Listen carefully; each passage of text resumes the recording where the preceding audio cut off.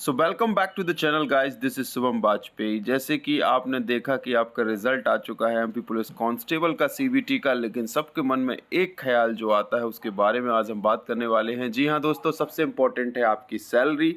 जी हाँ दोस्तों, पहली सैलरी कितनी मिलेगी, प्राण और एनपीएस अकाउंट कब खोला जाएगा, 70, 80 और 90% सैलरी स्ट्रक्चर क्या है, ज्वाइनिंग के कितने दिनों बाद आपको पहली सैलरी मिलेगी, मेरे को क्या पहली सैलरी मिली थी पूरा पे स्लिप के साथ, और मैं सारी इन्फॉर्मेशन लेकर आ गया हूँ।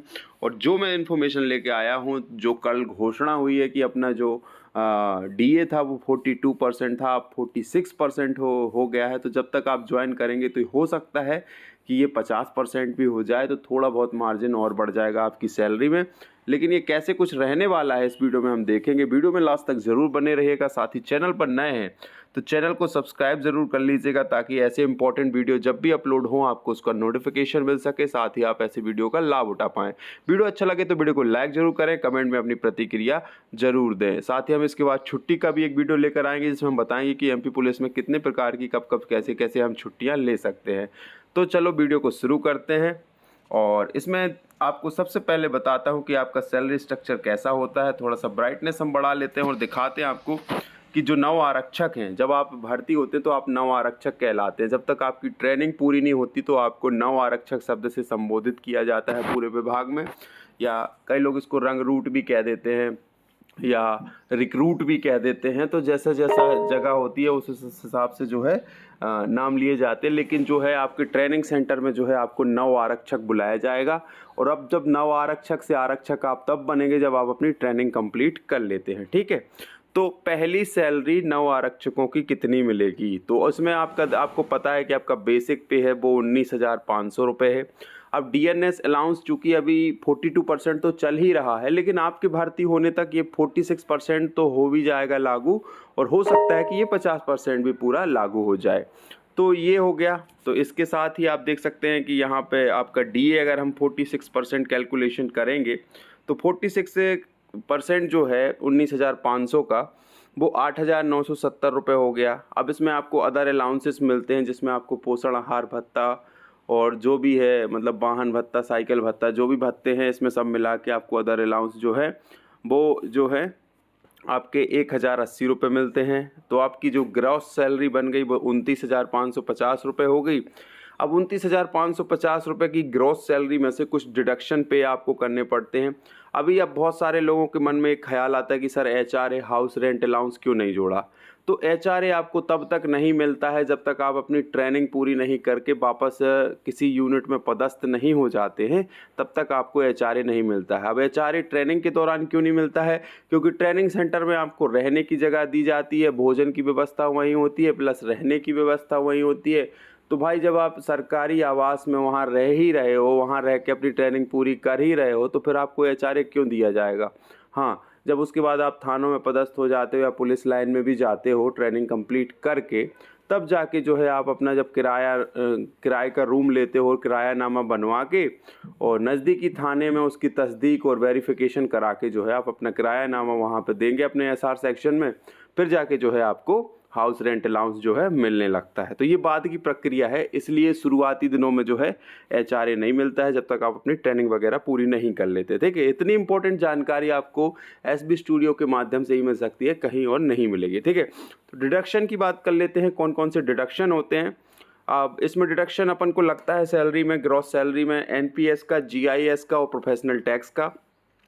एनपीएस मतलब नेशनल पेंशन सिस्टम या स्कीम जो भी है, उसके बाद जनरल इंश्योरेंस स्कीम, फिर उसके बाद प्रोफेशनल टैक्स। तो 2,955 रुपये मतलब आपकी सैलरी का 10% डिडक्शन सरकार करती है किसमें, एनपीएस में, और 14% कंट्रीब्यूशन गवर्नमेंट का खुद होता है। ठीक है, तो करीब 3,000 रुपये आपके काटती है और 14,4200 रुपये जो करीब है वो खुद मिलाती है। ठीक है, तो ऐसे करके जो है फिर उसके बाद 200 रुपये जो है आपका जीआईएस का कटता है, 208 रुपये जो है आपका प्रोफेशनल टैक्स का कटता है। तो नेट सैलरी आपकी बची 26,187 रुपये। 26,187 रुपये का ही अब 70% जो है आपकी पहली सैलरी आपको दी जाएगी। ये पहले वर्ष तक मिलेगी, दूसरे वर्ष में आपको 80% मिलेगी।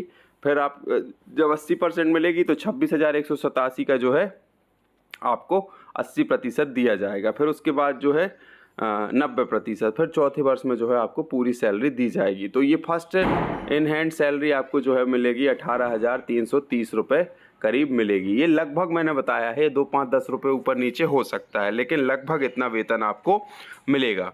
तो ये हो गया आपका सैलरी कितना मिलेगा। 70, 80, 90% का रूल जब से आया है तो ये वेतन जो है आपको मिलेगा।